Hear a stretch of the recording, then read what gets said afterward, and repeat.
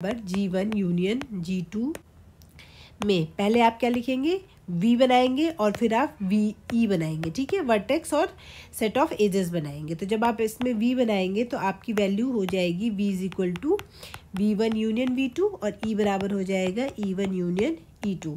V1 union V2 का मतलब हुआ दोनों में से आप देख लो, V1 V2 V3 V4 V5 V6, ठीक है, यही सब है टोटल, इनके अलावा तो कोई है नहीं।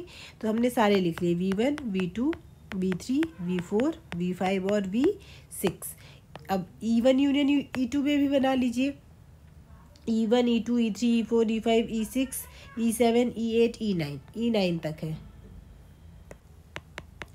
डॉट डॉट डॉट मैंने शॉर्ट में E9 तक लिख दिया, ठीक है। तो यही आपका यूनियन का ग्राफ है। तो अब इसको ड्रॉ कर लेते हैं। ड्रॉ करके कैसे आप पहचानेंगे, तो देखिए अगर हम ड्रॉ करेंगे तो सबसे पहले तो आप क्या ड्रॉ करेंगे, वर्टेक्स बनाएंगे। तो आपके पास कितने वर्टेक्स हैं, आप देख सकते हैं 3 3 6 वर्टेक्स हैं। आप ऐसे भी देख सकते हैं, इसमें V1 V2 V3 V4 यहाँ पे 5 तक है, इसमें एक एक्स्ट्रा है V6 भी है। तो आपको ये सब ड्रॉ करना पड़ेगा, ठीक है। तो आप थोड़ा सा जो इनकी पोजीशन है वर्टेक्स की वो वैसे ही रखिए जैसी कि इनकी ग्राफ में है, ठीक है। तो आपके पास जो इनकी पोजीशन है वो किस हिसाब से आ जाएगी, आप इनको ड्रॉ कर लीजिए। ड्रॉ करेंगे V1 V2 V3 V4 V5, तो ये V1 ऐसे था आपका, V1 V2 V3 V4 V5, और आप देख रहे हैं V6 जो है वो नीचे है V3 V4 से, तो आप इसको इस तरीके से ड्रॉ कर देंगे, ठीक है।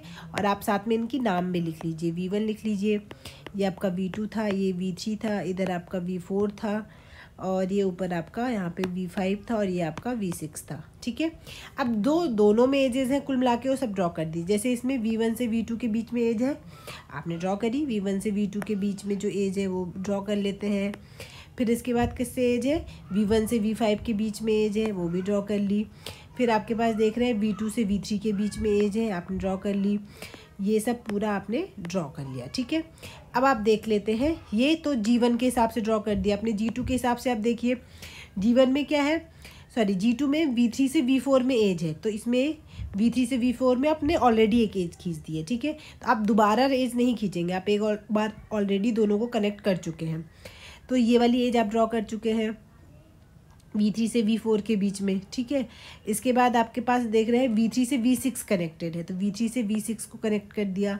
देन आप देख रहे हैं V4 से V6 भी कनेक्टेड है, V4 से V6 भी कनेक्टेड कर दिया। V1 से V6 कनेक्टेड है, तो V1 से V6 को भी कनेक्टेड कर दिया। तो ये आपके पास देखा आपने कि E1 से लेके E9 तक, आप इनको नेमिंग भी दे सकते हैं, इसमें जितने भी आप